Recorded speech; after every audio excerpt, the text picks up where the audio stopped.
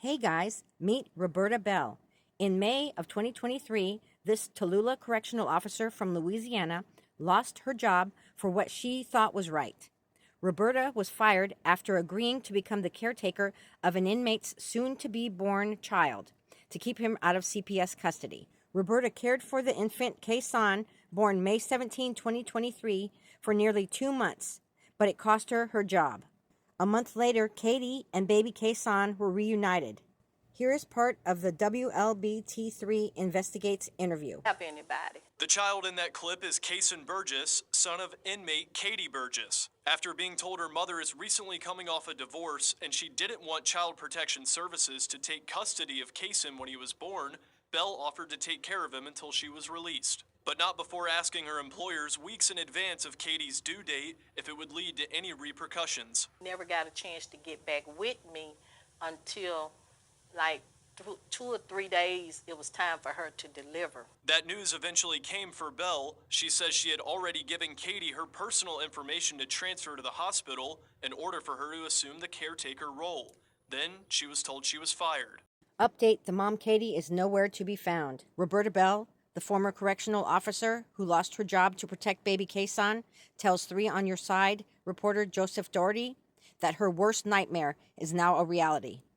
Baby Kason is in the custody of CPS. Here is part of the second WLBT3 Investigates interview with Roberta Bell. Summer, we were the first to bring you the story of a Louisiana corrections officer who was fired after becoming the caretaker of an inmate's child. Well, the mother was reunited with her baby in July. Tonight, the former officer tells 3 on Your Side the mother is nowhere to be found. Joseph Doring joins us now with the latest. Joseph.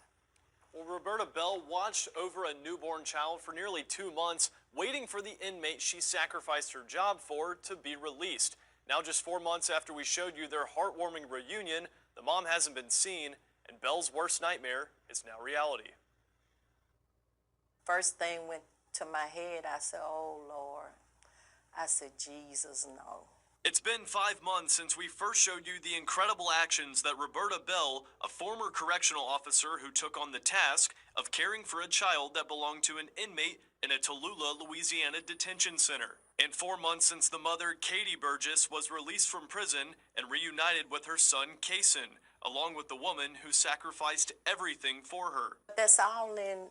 Bell says Katie was required to serve her parole in Louisiana, where her family happens to live, but then claims Katie was also offered to serve her parole in Vicksburg. When I told her that, you know, I thought we was excited about it, you know, because then she could start a new life and, you know, spend time with the baby.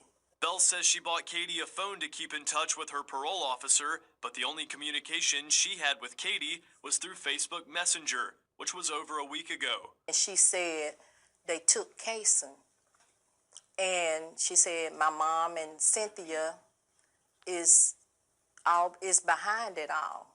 I didn't respond to that because I know that's not true. If I'd have had an extra bedroom, I'd have told her to come on with baby. I'd have went and got her and Kason. In June, Bell told me her greatest fear was if she didn't sign up to watch over Kason, he would fall into the hands of Child Protection Services. Sadly, she says last week a CPS branch called and said the 6-month-old was in their custody and they were looking for Katie. It's just hard when you work so hard to accomplish something, to help somebody, and it's like they just let it go and not have no kind of concern about, you know, the child.